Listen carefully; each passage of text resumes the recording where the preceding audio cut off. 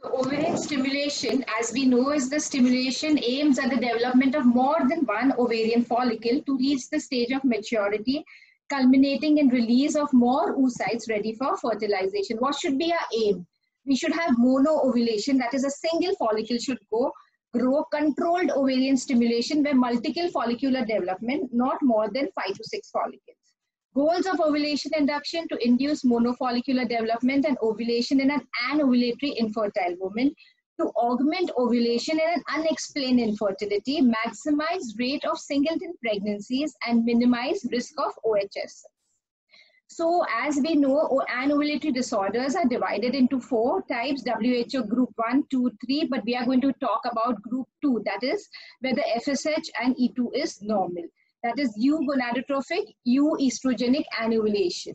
So in these patients, how will you decide the ways of ovulation? So treating the cause of anovulation can be medical or surgical. So in medical, treating the cause first is most importantly is change the body weight. If she's obese, she needs to lose at least 5% of the body fat. Hyperprolactemia, start her on the Capgol about 0.5 mg. Hypothyroidism, put her on Tylenol 50 mg/gm or whatever required. Keep a close watch on thyroid and prolactin patients because their periods are irregular because the thyroid and prolactin is not normal. Weight loss, obesity associated with failure of infertility treatment. Weight loss should be at least 5% will improve spontaneous ovulation. Sometimes we tell our patients, go at least for 3 months, try to lose weight, eat healthy food, exercise, and they conceive naturally and they come. They do not need any other thing. So you make sure that they eat right, exercise for 45 minutes every day, they will conceive spontaneously. So lifestyle modification is the first line of therapy for obese PCOS patients. In medical induction, first, always the drug of the choice was clomiphene citrate. Letrozole came into the market. Again, it went back, and now it's again back in the market. If these two do not work, then we go ahead with the injectables, that is gonadotrophin. So let's talk about first, our favorite drug previously used a lot was clomiphene citrate.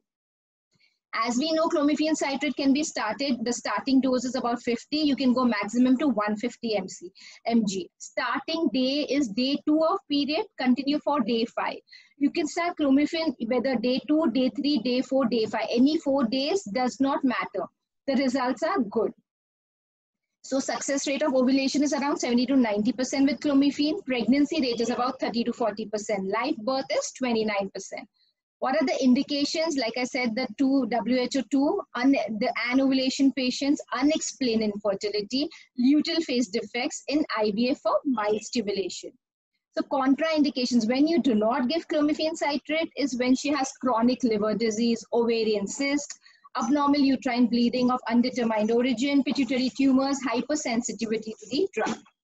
Adverse effects, clomiphene can cause multiple pregnancies, OHSS, hot flushes, ovarian cancer, they've not shown any increased risk. There's a Cochrane study showing, but we do not give CC, clomiphene citrate, for more than 6 cycles. What are the drawbacks of clomiphene? There are 2 things. They can be CC failures or CC resistant. What is the difference between a CC failure? Failure to conceive in 6 documented ovulatory cycles. She's tried 6 cycles of clomiphene and have not conceived. That's called a CC failure.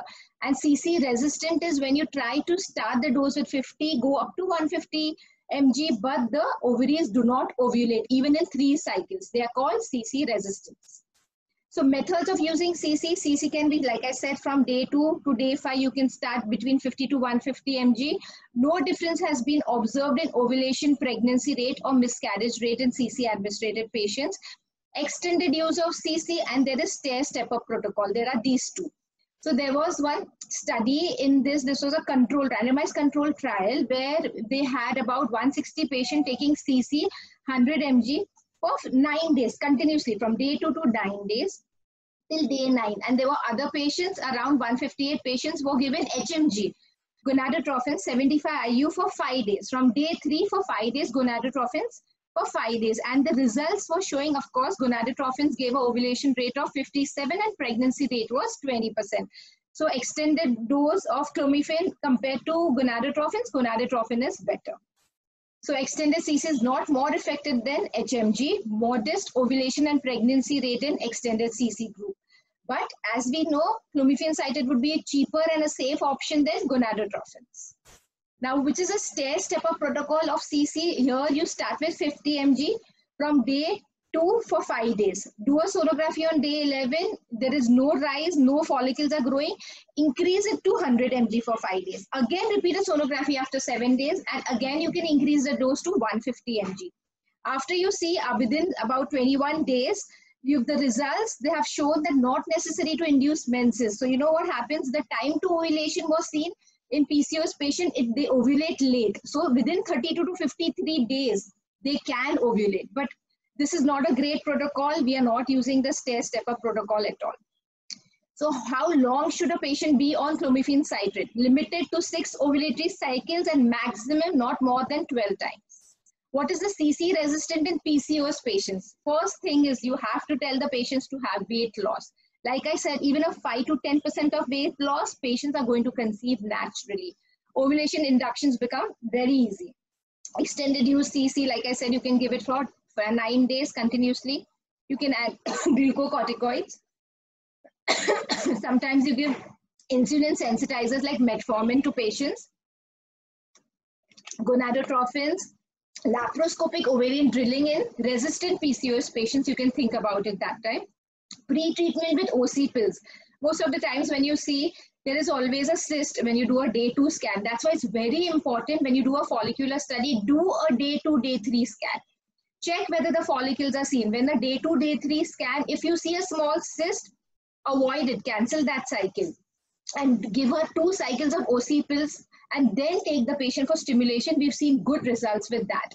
And you can use some adjuvants. So which adjuvants? So clomiphene with glucocorticoids like dexamethasone can be used. You can use clomiphene with metformin, suppressed with OC pills or L-carnitine. So clomiphene now, there was a study which was showing 80 patients. 40 patients were given clomiphene from 100 mg from day 3 to day 7 with dexamethasone 2 mg added till day 12, till you give an HCG trigger, and others was with only a placebo. The rates of pregnancy and ovulation was much better with dexamethasone group. So pregnancy rate was 40%, ovulation rate was 75%. So it's shown, it concluded higher ovulation and pregnancy rate. And this was a prospective control trial, and this shows dexamethasone can be given to patients from day 2 till day 12, till the trigger. Now, when do you give metformin? Metformin, what does it do is it reduces the fasting insulin, reduces androgens, decreases glucose and antioxidant action. So whenever you have a PCOD patients, you can, before you start, you can give them 3 months prior, start them on metformin. Try to give them 1500 mg, start with 500 mg because they take time. The body needs, because they have a lot of side effects, but metformin has shown good ovulation rates. So role of metformin for ovulation, there was insufficient evidence to suggest increase in pregnancy rate and live birth rate, but they have shown good evidence to show that there is good ovulation rate seen with clomiphene with a metformin in PCOS patient.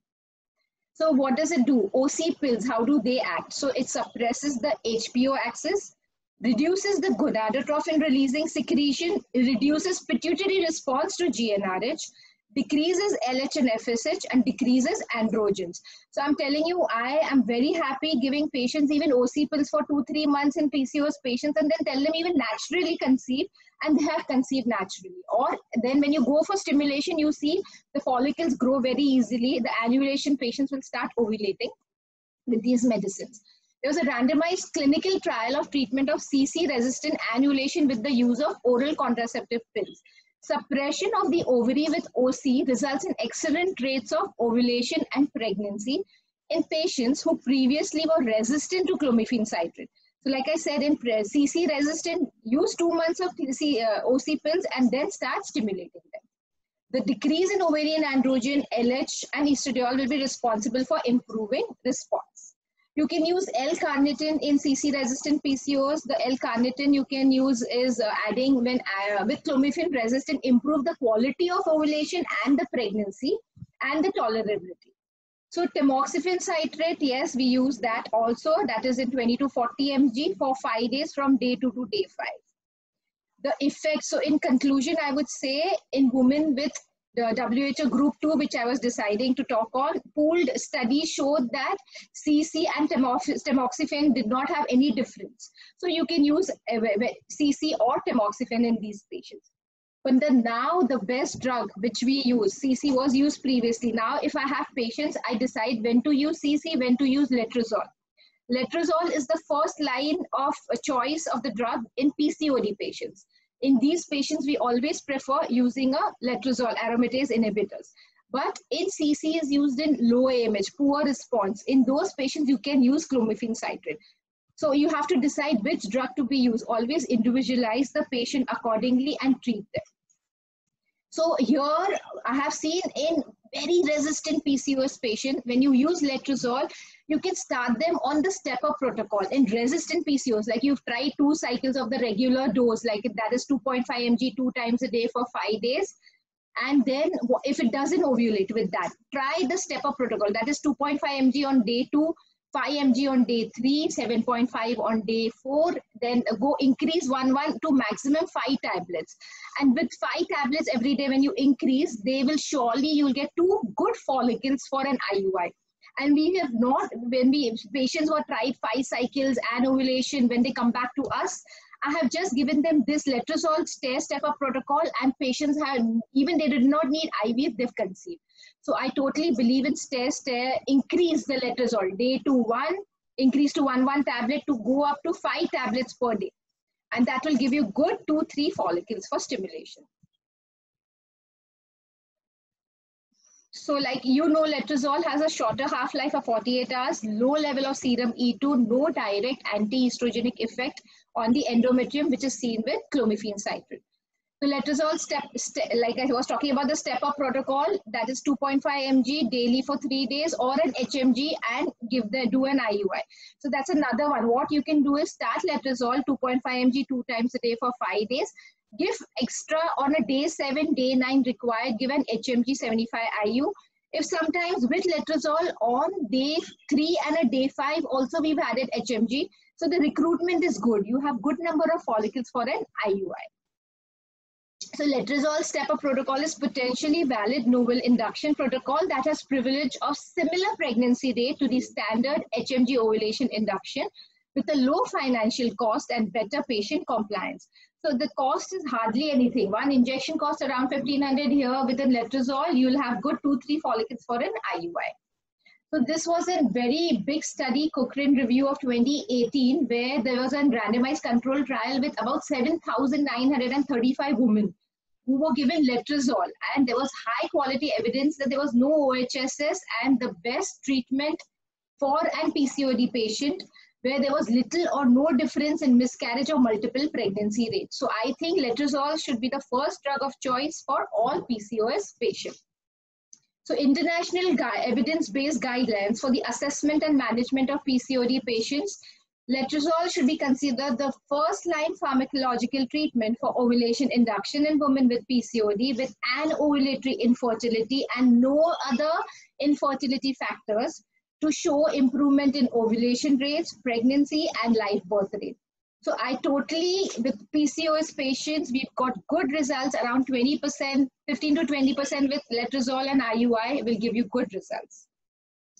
No increased risk of major congenital anomalies. Remember, before letrozole was out of the market, I think in 2004-5, and because they said that there are some malformation, there was nothing like that seen later. There have studies shown there was 3,136 patients natural cycle and about 1,000 patients on letrozole cycle, and when they concluded letrozole does not increase the risk of major congenital anomalies or adverse pregnancy or neonatal outcome compared with natural patients undergoing ART.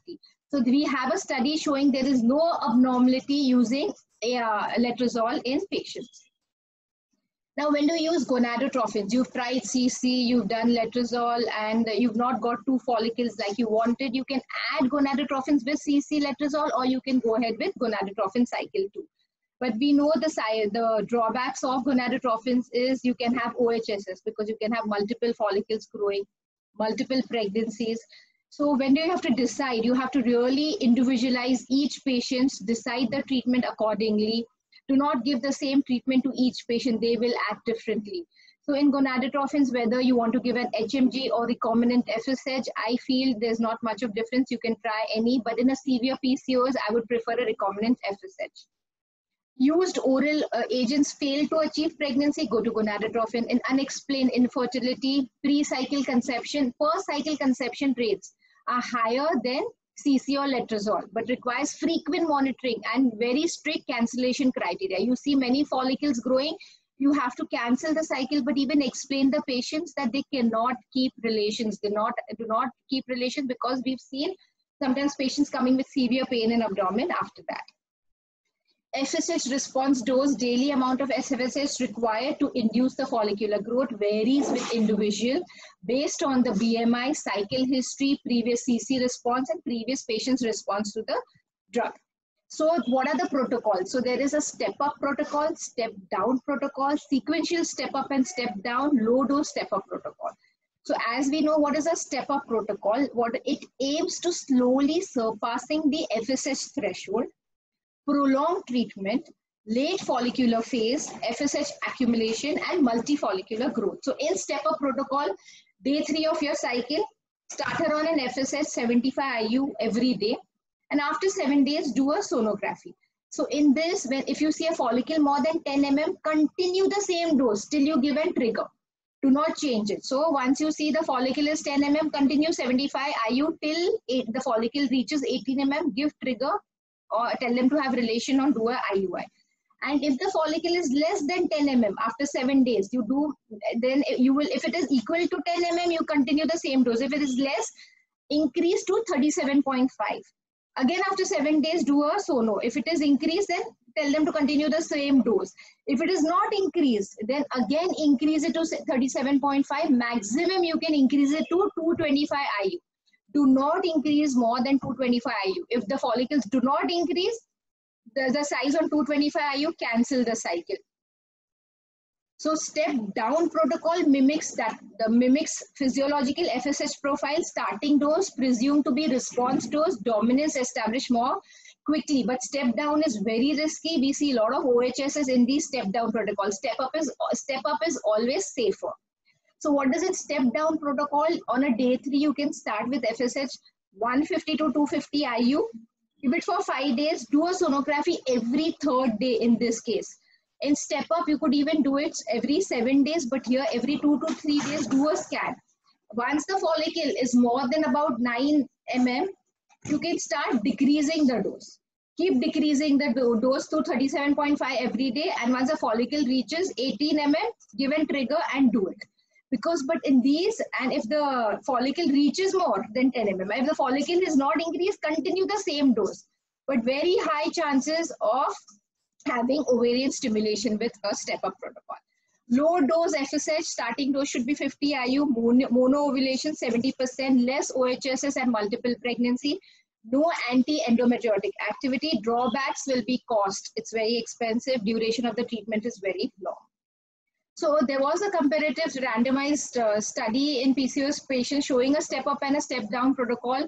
You can see, look in the chart, the monofollicular growth in a step-up is 68% and hyperstimulation rate in a step-down protocol is 11%. So step-up is always safer than a step-down protocol.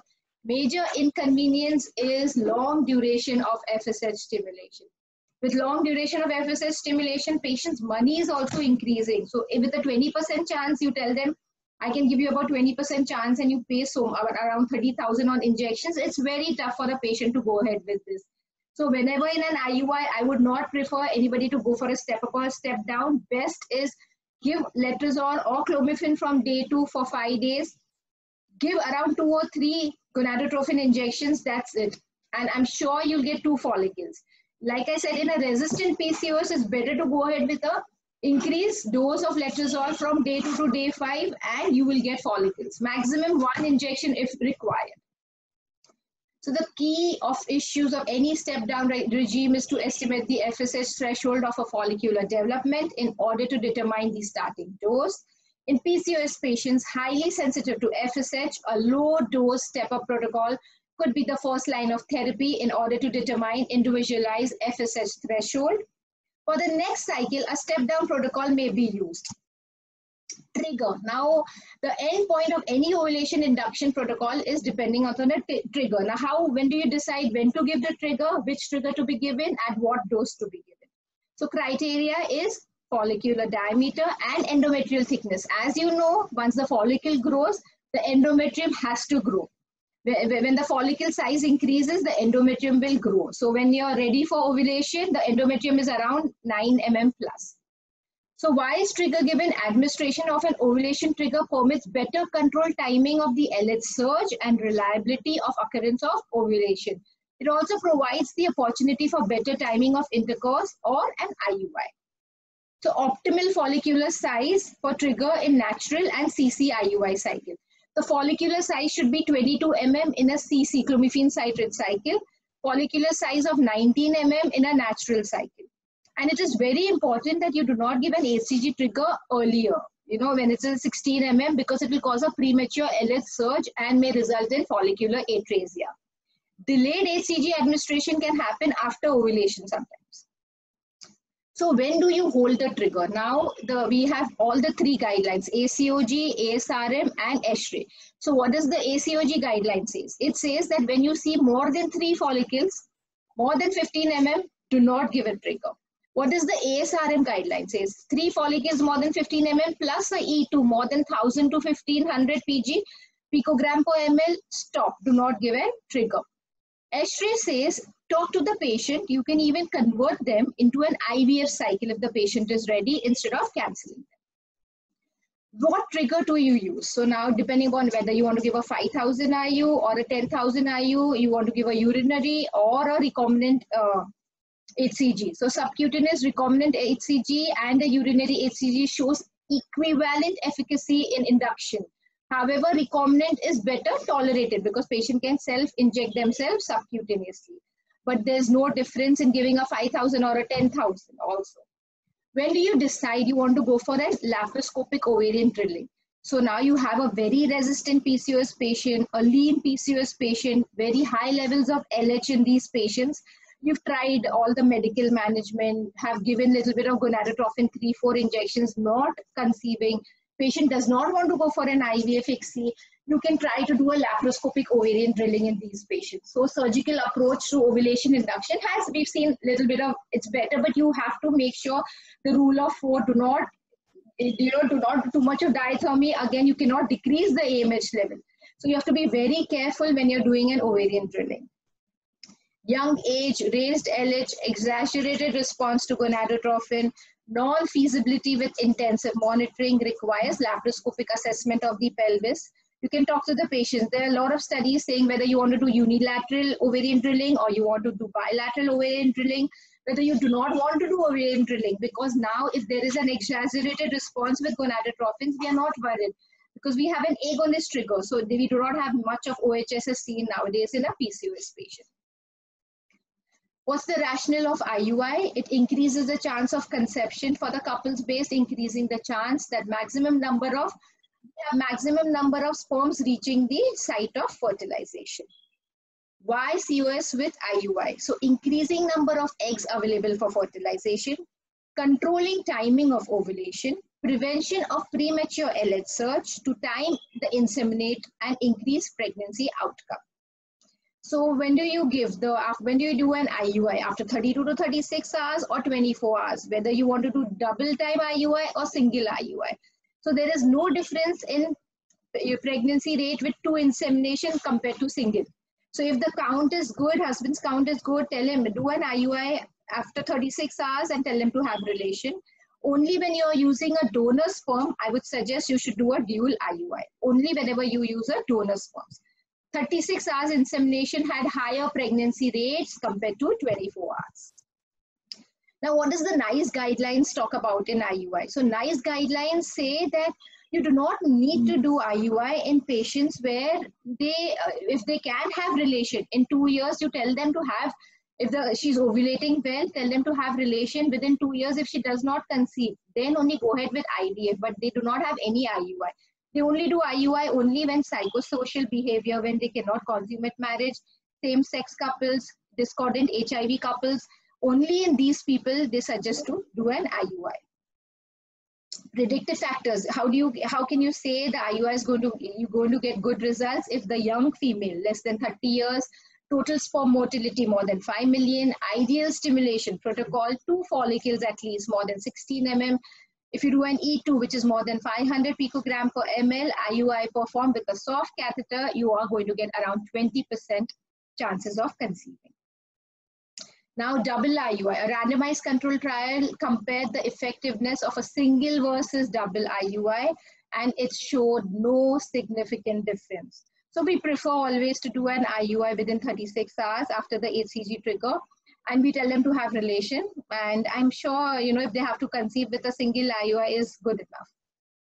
IUI versus timed intercourse, okay, fine. So there was a study showing the Cochrane database where IUI had a better pregnancy rate of about 15 to 24% compared to timed intercourse, that was 16% in natural cycles. In stimulated cycles, again, a timed intercourse was 26% and IUI showed around 23 to 50% chances. Now, stimulation categories, depending upon whether she's a hyper responder, normal responder, and a poor responder.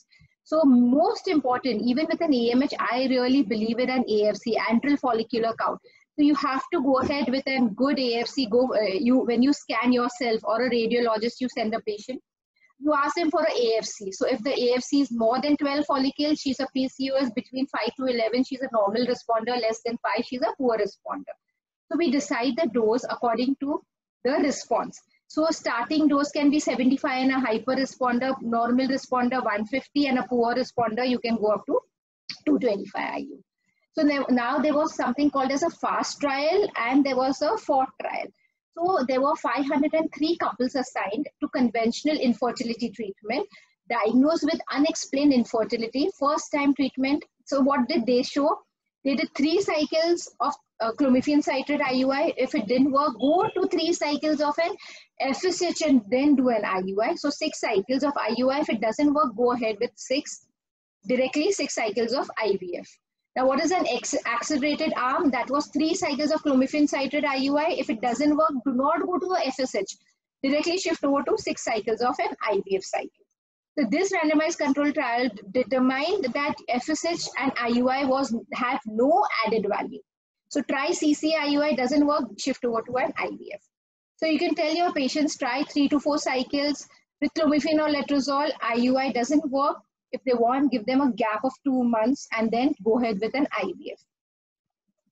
What does a FORT trial say? FORT trial showed that if the patient does not conceive in 2 cycles, just shift over directly to an IVF. You can do maximum 4 fresh embryo transfers, 6 cycles of IUI. So in conclusion, immediate IVF is the most effective treatment for couples with IUI when the age of the female partner is at the end of the reproductive age. If she is more than 38 years old, you have to understand, depending upon the age, you talk to the patient. If she is younger, she is less than 30 years, you can try 3 cycles of just, ovulation induction, timed intercourse. Doesn't work, then go for 3 cycles of CC with IUI.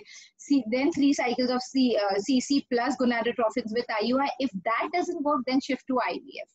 But she's elder, do not waste too much time. If she wants IUI, try 3 cycles of IUI and shift over directly to an IVF. Immediate IVF demonstrated reasonable chance of success.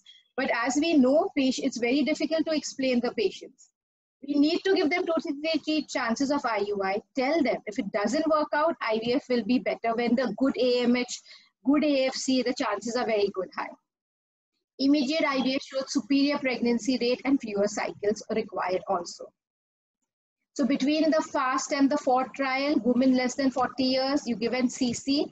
IUI 3 cycles, like I said, if it doesn't work, go for an IVF. More than 38 years, the FORT trial says do not do any IUI, just go ahead with an IVF cycle.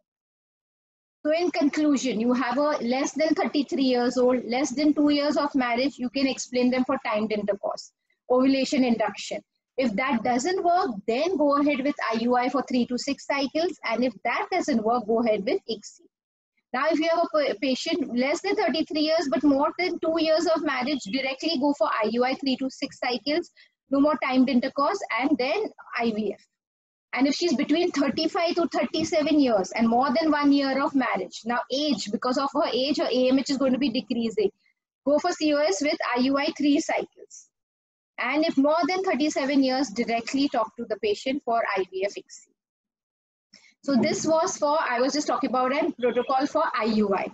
Now I'm going to shift over for stimulation protocols in IVF ICSI.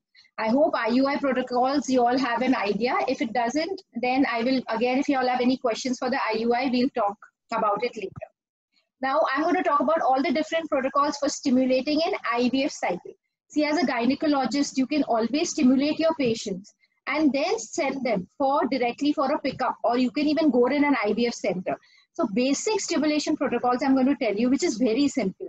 You can do it yourself. Nowadays, even if they're hyperstimulation, we are not worried. Because we know once they're stimulated, we have good number of follicles. Even with an agonist trigger, we are not worried anymore of OHSs, which we were previously very scared. So what is ovarian stimulation? First successful IVF was a natural cycle IVF.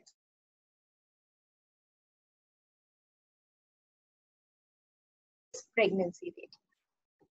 So what should be our aim of controlled ovarian hyperstimulation? Development of multiple dominant follicle, improve the chance of conception by IVF, achieve sufficient number of oocytes and superior quality, and avoid OHSS and multiple pregnancy, sufficient oocytes of embryos for cryopreservation. It should be patient friendly and cost effective. Now in these days of COVID, we are calling, even if you have to go for an IVF, you make sure that you do not call the patients too many times for stimulation. If the patient comes for stimulation, call her on a day to do a good AFC, sonography, give the injections. Nowadays, you can take subcutaneous injections. Patient should be trained to take injections herself for about 6 days. Call her again on a day 7 for a sonography. Give her another 2 days injections. If she needs an antagonist also, try to go ahead on the pre-filled syringes. So the patient can self-inject themselves. Only 3 times for sono, directly for a pickup and transfer if required. Now, like I said, the dose of gonadotrophins depends upon the age, the AFC, the AMH, and any pre-existing conditions. So according to all of this, you have to decide the patient's dose. Even if you start, like in a PCOS patient, I wouldn't start with a 75 IU. Like, yes, the literature says you can start with 75 to 150 IU. But if the recruitment is not good, the first 5 days of the injections you've given very low dose, that's also really bad because you will not have follicles growing. So you remember, start with the one, if she's really been PCOS, start with 150 or 225 IU, but do not go below 150 to 225 IU. After 5 days of stimulation, go ahead for a sonography. If you're at a beginner stage, when you're doing a stimulation of the patients for an IVF, you can always correlate with a serum E2 level. So you can do a serum E2 on day 2, you can do a serum E2 on day 7, if required on a day 9. That will help you to decide the dose or whether you want to increase the dose. Normal responders start with 225 IU. Poor responders go to 300, but maximum 375 IU. Otherwise, it doesn't help even increasing too much of dose. Like I said, recombinant FSH or urinary HMG, I would say there's not much of difference in any of these. Now, poor responders. Nowadays, more than you see poor, you see a lot of PCOS and you see poor responders. Normal responders mostly conceive naturally. Only if they have some infertility, tubal cause or male infertility, they come to us. So in poor responders, according to the Bologna criteria, like advanced age, and if you have previous 3 oocytes in a conventional stimulated protocol, an abnormal ovarian reserve, or an AFC less than 5 to 7 follicles, what do you have to do? You can start them with some pre-treatment with an DHEA tablet, 75 mg per day for 3 months. You can try to use testosterone gel. So Androtas is a gel. You can use that about a month before stimulation. Try to use that, and when she gets her period, stop using that and start stimulating. That's also showing some promising results. You can use an E2 priming. So what is an E2 priming? Give around 5 to 6 days of estradiol valerate, about 6 mg tablets. Stop that and within 5 days start stimulating. That also have given good results in poor responders. You can use growth hormones from the day 2 of stimulation around 4 to 8 IU. International units, still HCG. Continue growth hormone, gonadotrophin, still HCG. And if required, an antagonist from day 7. So growth hormones have also shown some good evidence. So ovarian stimulation protocol in a poor responders, what will you do? You can go with an antagonist, you can go with an agonist, you can do a microdose flare protocol, a Cato-Stir protocol, or a Shanghai protocol. So I'm going to go one by one and tell you each protocol. So normal responders, yes, I prefer an antagonist I don't even go for an agonist. And what is a progesterone primed ovarian stimulation is a newer, where we start them on medroxyprogesterone acetate on a day 2. You can give them 10 mg BD till the trigger. So you do not need to add an antagonist. You do not give an cetrorelix or anything. Just give gonadotropin with a medroxyprogesterone till you give the trigger. After the trigger, you go ahead, do the egg retrieval. But in these cases, you have to freeze all. So this becomes a cheaper protocol. The expenses to the patient is less. But you have to freeze the embryos and transfer later because the endometrium is out of phase. Now in hyper-responders, lifestyle intervention is the most important. That is, first thing, that if they are obese, you can go ahead with a pediatric surgery. And if the BMI is more than 35, you have to tell them to go ahead with the pediatric surgery. Clomiphene citrate should be the first line of pharmacotherapy in ovulation induction. Letrozole can also be used. Metformin alone has limited benefits.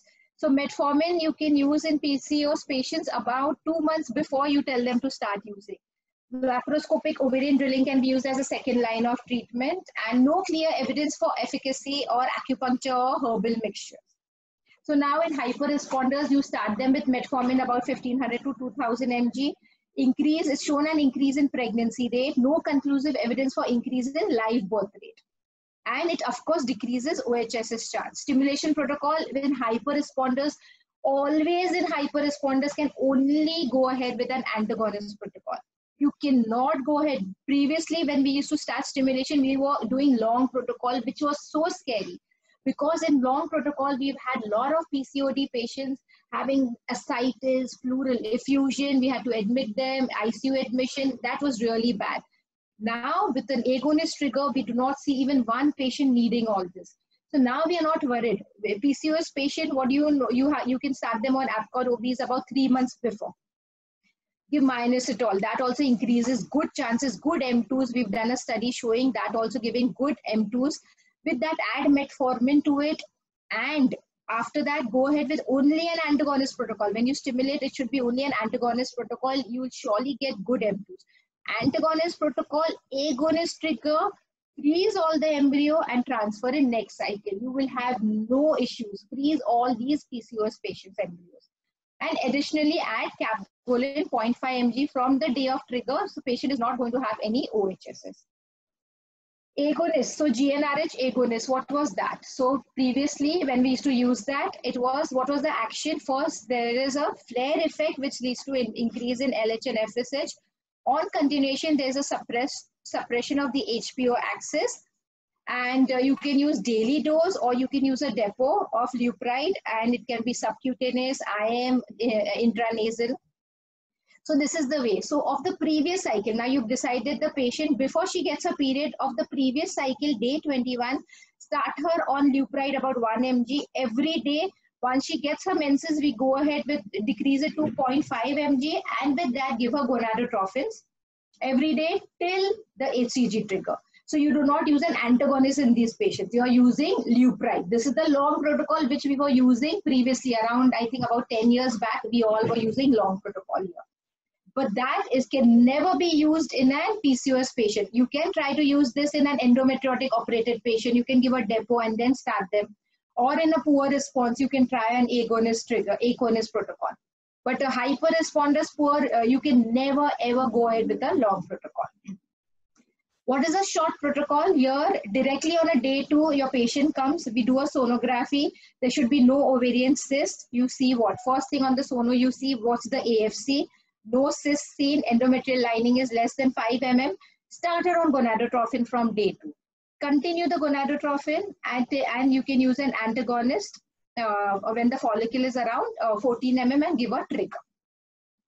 Microdose flare is, again, you can use an Lupride 40 mcgm with gonadotropin and then give a trigger once the follicle is ready, 18 mm. Antagonist is the best, safest protocol. Nowadays, most of the doctors, IVF specialists are using an antagonist protocol. where we see no side effects. It's very patient friendly, and there are post pickup also patients do not have any problem. So how does it act? It acts directly, inhibits the gonadotrophin secretion through a competitive binding GnRH receptor, immediate suppression of the pituitary gonadotrophin release, short recovery phase, 2 to 4 days of antagonist once is discontinued, metabolic stability, and reduced allergic side effects. So you can use Cetrolix 0.25 mg, and there is, depending upon, you can use it. There is a single dose which is not available here. We use daily. It can be a fixed, that is directly they started on day 6 of your stimulation, or flexible, depends. That is when the follicle is 14 mm, you start the antagonist. And antagonist is continued till you give the HCG trigger. So day 2 of the menses, start her on gonadotrophin. Once the follicle is 14 mm, with gonadotrophin add antagonist till trigger. Once after trigger, if she had more follicles than 15 mm, you can continue antagonist for about 5 days. So when to start an antagonist, like I said, depending, it can be flexible or a fixed protocol. Fixed is directly on a day 6, you have to give an antagonist. Flexible will be from once the follicle is 14 mm, start the antagonist. So GnRH antagonist versus an GnRH agonist in an IVF cycle, there was a Cochrane database. Antagonist is always a better choice. A Cato protocol, in this you can give clomiphene. So even in poor responders, what happens, you give clomiphene 100 mg from day 3. So this is the way. From day 3, give her clomiphene citrate. Day 7, day 9, day 11, give recombinant FSH. And directly an agonist trigger on once a follicle. You get about 4 to 5 follicles in poor responder. You are going to AFCs only that much, with a only CC with 3 days injections and an agonist trigger. Do a pickup, and that will also give you good results. What is double stimulation nowadays? That's the Shanghai protocol. So antral follicles, you see the antral follicle on the day 2 of the period, start stimulating the patient. So it goes like this.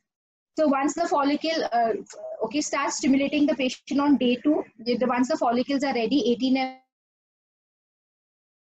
mm, do the pickup. Anything less than 10 mm follicles, do not touch those. Only your whichever 2-3 follicles, 18 mm, pick them up. Now on the next cut, again on stimulation, those less than 10 mm follicles which you see, and those will again, you go ahead with the pickup. So like you see, there is, you start them first. So once you do the pickup, again the next day you can start her on gonadotrophins and do a second pickup.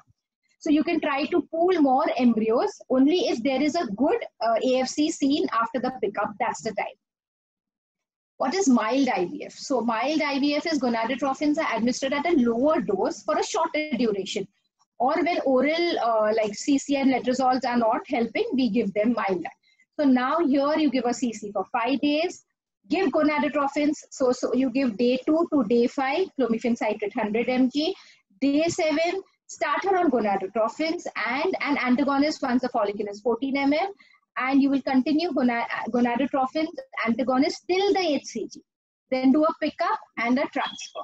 So this mild IVF in poor response have shown good results, around 30%, that's very good, and the cost of the treatment goes down too.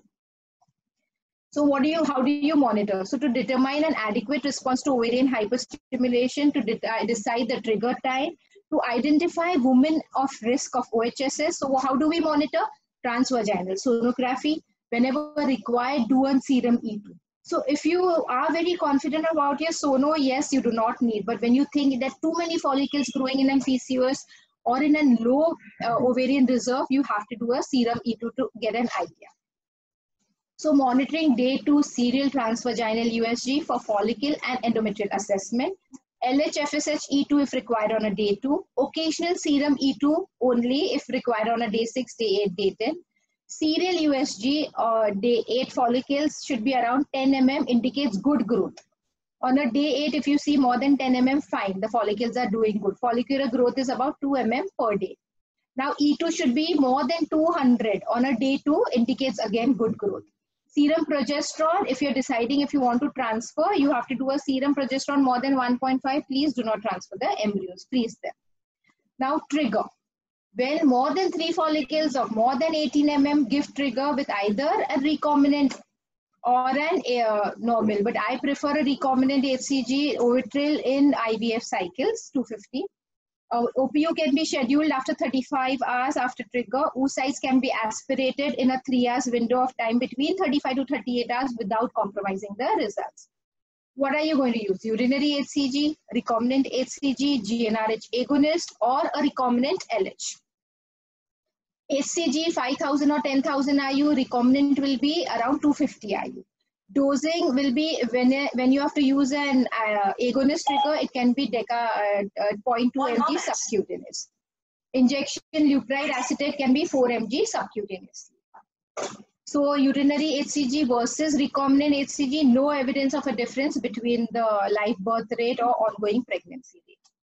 So GnRH agonist, lower risk of OHSS, fresh autologous transfer, GnRH agonist trigger, donor recipient cycle. No, in a donor cycle, always remember you have to give an agonist trigger. You cannot give any HCG.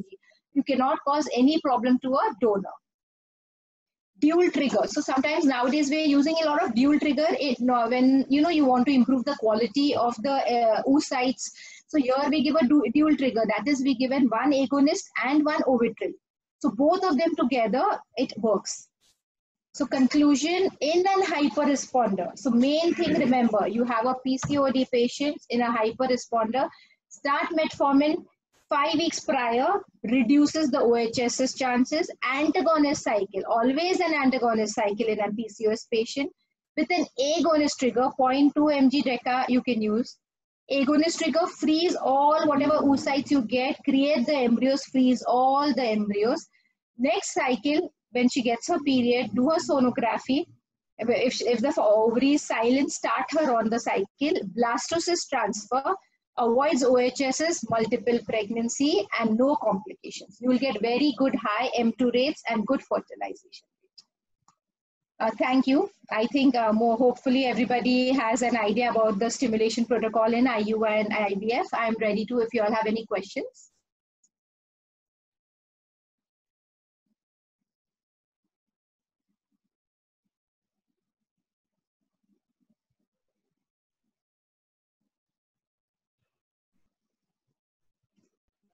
Yeah, I would request audience to post their questions if they have any. We have got 2 chats coming in already. Okay, so in FET protocol, fine. So how do we go about it? FET protocol will be once the patient has got her period, you've done the pickup. Okay, this day 2 of the period, call her. Or you put her on OC pills. On a day 2, do her sonography, check whether her follicles will be active because you've done her pickup. Put her on OC pills. Once you put her on OC pills, on day about 7 days before you stop the OC pills. That is on day 21, give her leupride D.75. After that, call her again on a day 2, start her on estradiol, validate 2 mg 2 times a day, or you can give her 6 mg tablets. With folic acid, do her sonography on day 2, day 7, and a day 9. Once her endometrium lining is ready, you can do the transfer. So this is one protocol in FET cycle, you can do that. So day 21, give her a leupride depot. Second day of period, she will be suppressed, ovary will be silent, just start her on estrogen and she will develop good endometrium lining. Dual trigger dose and timing, same thing. So in a dual trigger, like I said, you give her one recombinant, you give her an Ovitril 220 and then decapeptyl 0.1 mg and do the pickup again at 35 hours only. So that will give you good number of M2s. Whenever you require, you've done previous cycle and you've not got good oocytes, give her a dual trigger. That will help you out. Thank you, ma'am. Ma'am, this is Dr. Kiran. Good evening, ma'am. Good evening, Dr. Kiran. Ma'am, the next question is from Shilpa Ellur, ma'am. Okay. The stimulation protocol for poor responders who is aged about 35 years. Stimulation protocol for poor responders more than 35 years. Okay, fine. So, with a 35, just check her AFC. If you see only 2 follicles, it's better you can do 2 protocols. I'm going to give you, you can try with a clomiphene citrate 100 mg from day 2 to day 5, give her for 5 days and give her gonadotrophins from day 7. Continue till you see your AFC is growing. And if you see around 7, if your AFC is 7 follicles, then I would suggest start her on 300 IU gonadotrophin. Go ahead with an antagonist cycle. You will grow all the follicles. So you can do a mild stimulation or an antagonist cycle. Both will help. If you already stimulated her once, try her with a second cycle of mild IVF stimulation. That is CC plus gonadotrophin. Thank you, ma'am. Ma'am, the next question is from Dr. Sheila Patwardhan. She wants to know when to start E2 and E2 priming. So now when you're doing an E2 priming cycle, so that will be again around day 21st of her previous cycle. If you're planning her stimulation in May, her previous April cycle, day 21, give her estradiol valerate 2 mg 2 times a day. 6 mg you start her on and give her for 5 days. And after 5 days, just let her periods come. And if you don't even wait for menses, within 5 days, you can start her stimulation. And retrieve the eggs, freeze the embryos if she's not got her menses before. If she's got her menses, you waited for her menses, then you can transfer that cycle itself. I hope you got it. So day 21 of the previous cycle, give her estradiol valerate, 6 mg. You can wait for the menses, or if you don't wait, within 5 days, you can start stimulation also in a E2 priming. So you get good M2s. Thank you, ma'am. Ma'am, the next question is from Neeli Karuna. Okay. When do you increase or decrease the dose in an antagonist cycle? So now on a day, when you see her on a day 6 of the, once you've done a scan on a day 2, you've decided the dose. If you started on 225 IU, on a day 7 when you scan her, if it's a starting, I would say if you're starting your IVF cycle recently, then do a E2 levels also. So with the E2 and your sonography, I have an idea. If your follicles are not more than 10 mm, on a day 7, if your follicle is around day like 9 to 10 mm all, I would increase 75 IU. So if you've started 225, make it 300 IU if you don't see a good follicular growth. If your follicles are around 11 to 12 mm, continue the same dose. You do not need to increase the dose. Thank you, ma'am. Ma'am, the next question is from Padma Priya. Do you routinely use down regulation in an FET cycle? Not necessary, because you know what happens when you down regulate sometimes in a poor egg reserve, you will not have good endometrium growing. So in a hyper responder, in a PCOD patients, you always down regulate. In a regular natural cycle gives you better pregnancy. In a natural cycle, what do is you're going to do on a day to give her estrogen, call her on a day 8, again check her lining. If you see a good triple line, wait again till day 11. Once her lining is good, 9 mm, good blood flow, directly start her on progesterone and transfer. Only you down regulate in a hyper responder. Thank you, ma'am. Ma'am, there's a comment from Dr. Sumi and Tarun. Wonderful presentation, ma'am. Can we get the presentation slide? Sorry, missed a few slides. Ma'am, we would be recording this session. So with your permission, maybe we can send the recording to the doctors, ma'am. Sure, okay? Sure, you can, please. Yes. Thank you, ma'am. Now moving on. Next question is from Dr. Neeli, ma'am. She wants to know what is the stimulation protocol in case of endometriosis. Okay, so like I said, now endometriosis, the thing is you can do an antagonist cycle, but remember in an endometriosis, you have to be very careful during a pickup. Please avoid entering an endometriotic cyst. I have seen sometimes, doctors calling me up that I have entered now and what do I do? They get abscess, pus. So you remember, try to do gentle pickup, avoid the cyst, and first do a sonography, see your AFC. If you can see good follicles and the endometriotic cyst, you're sure you're not going to touch, then go ahead for stimulation. So antagonist protocol is good. Secondly, you can even down-regulate. You can give a depot 3 months. If you've operated the patient, you finish removing the cyst, give her 3 depots. Directly after the 3rd depot, within 7 days, do a serum E2 level. Serum E2 is low, start stimulating. So that gives you a good number of eggs and you can transfer the embryos required in that same cycle. So down regulate her, 3 cycles of depot, and after that stimulate her directly after 7 days after doing her E2. Thank you, ma'am. Ma'am, you touched a lot about poor responders. So I had one question, ma'am, to ask you. Yes. Ma'am, as you know, DHA is there from a very long time. Yes. But nowadays there are a lot of studies which say that L-arginine and coenzyme Q10 can be a very good addition. So what would be your opinion on these additional drugs? See, these all adjuvants, like I said, now the Cochrane review only showed the help in testosterone gel and growth hormone. These are the only things which they have shown, not even DHEA. They have said only these 2 are the things the Cochrane will say which really helps. But like you said, yes, CoQ10 and Arginix do help getting good M2. So why not? You can give them and just no problems with this. Ma'am, there is also a theory about this ROS and antioxidants. So I was just reading about this melatonin, which is a very Yes. specific antioxidant. Your opinion, ma'am, and experience? So now with DHEAs, they have melatonin already added to it. So if you see most of the drugs which has DHEA, they have the melatonin. So yes, they do, like I said, in poor response, you're going to get only 2 to 3 eggs, whatever you do. So, try not giving too much of expenses to a patient, even a mild stimulation or an antagonist protocol. And if you're giving CoQ10, do not give too many medicines. Try 2-3 things in 2-3 patients, and what you like, continue that. And which response was better for you, you should continue with this. Thank you, ma'am. Thank you so much, ma'am. Ma'am, the next question is from Kumi and Tarun, ma'am.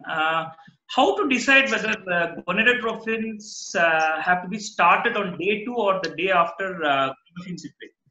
No, so you can start stimulation on a day 2, day 3, or a day 4 latest.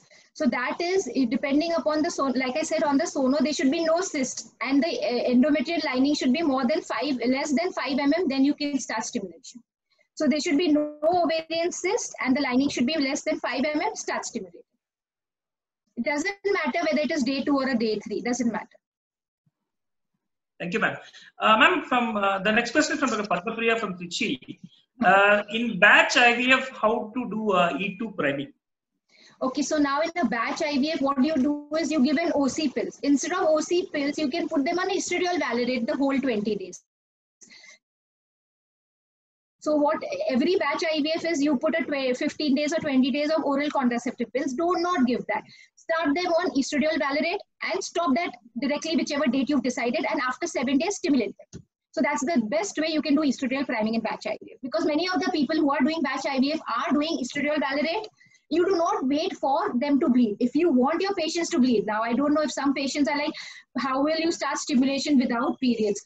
That time you can add with estradiol priming, you'll have to add progesterone 5 days and then let them get their period.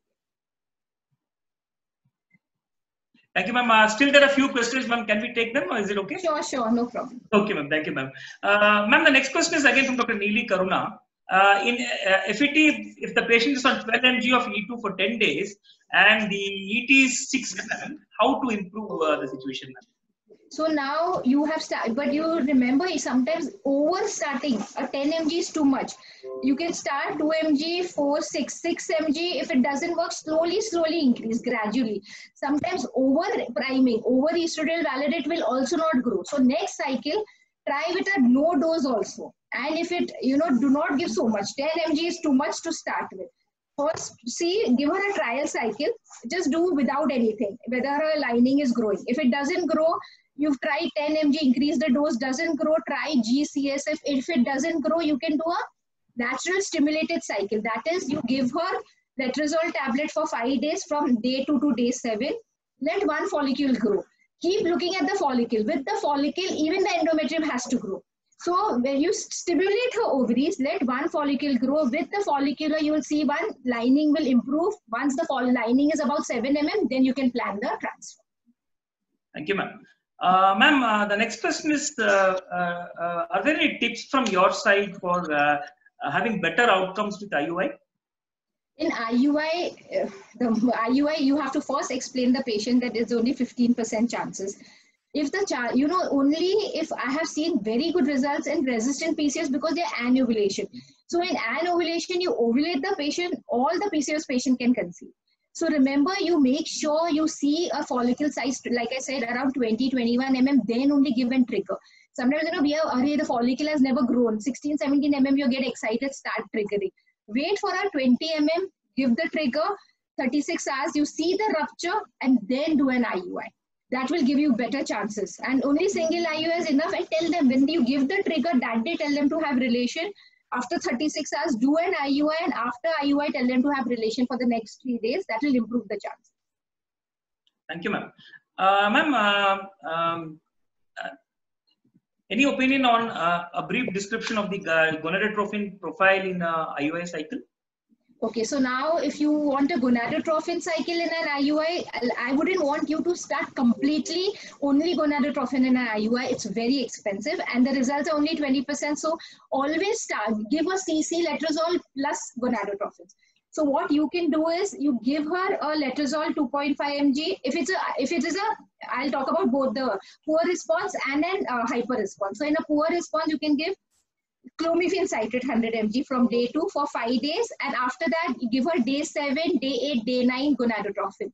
You will have good 2 follicles and then give an HCG.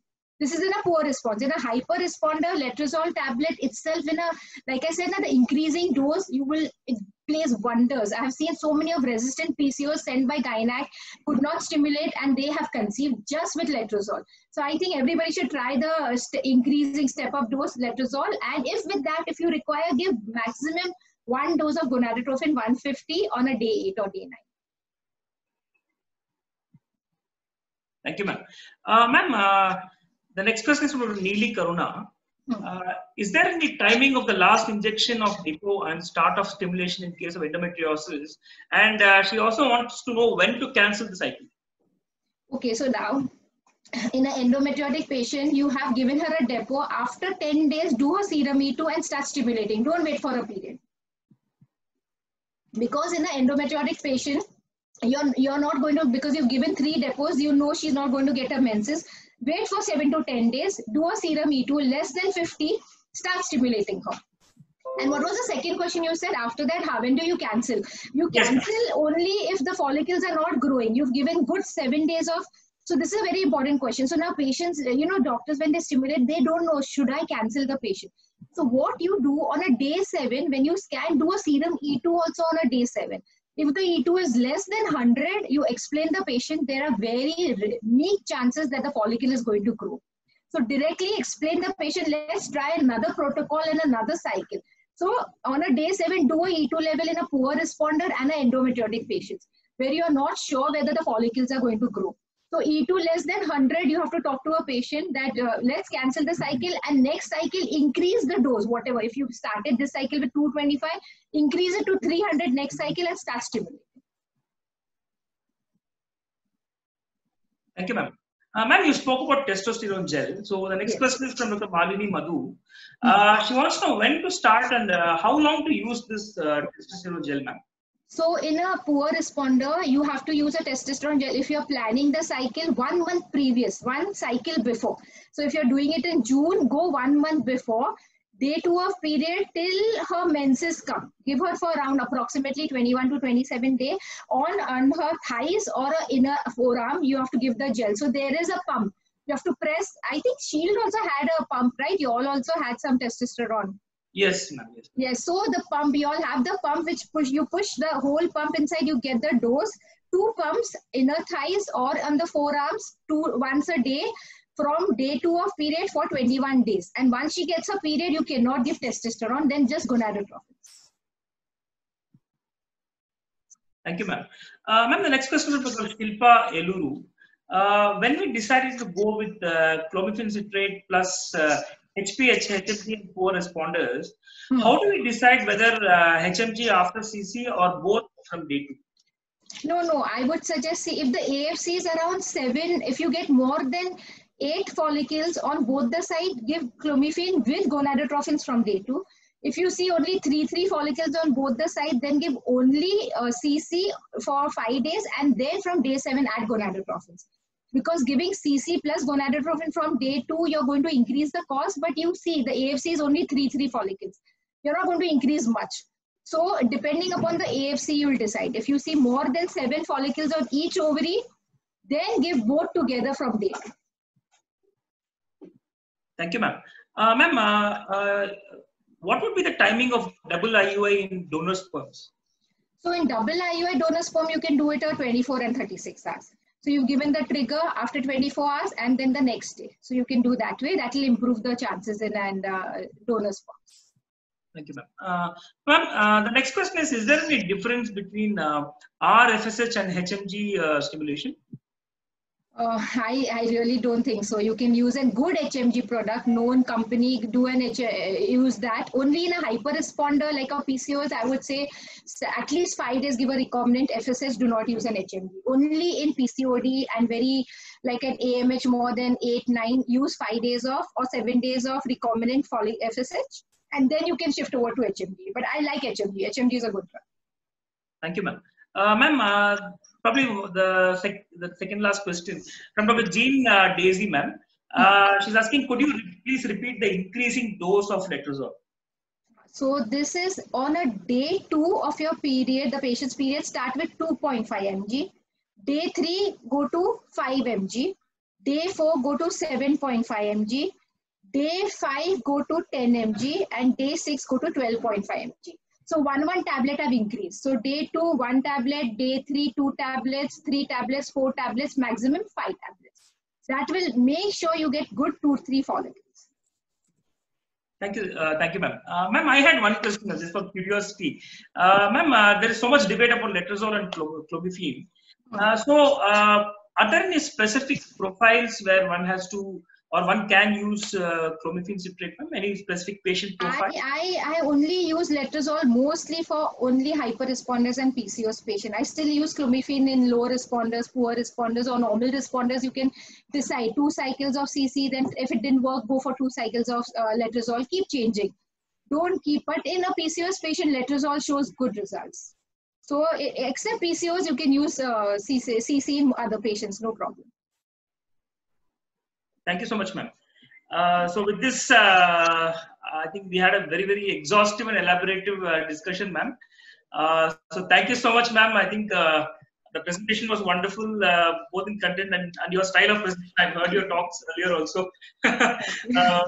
Thank you so much once again, ma'am, on behalf of Shield Healthcare, and for having a lot of patience in answering each and every question, ma'am. Thank you so much.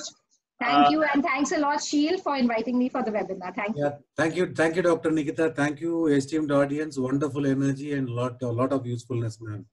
All right. Thank you. Thank you.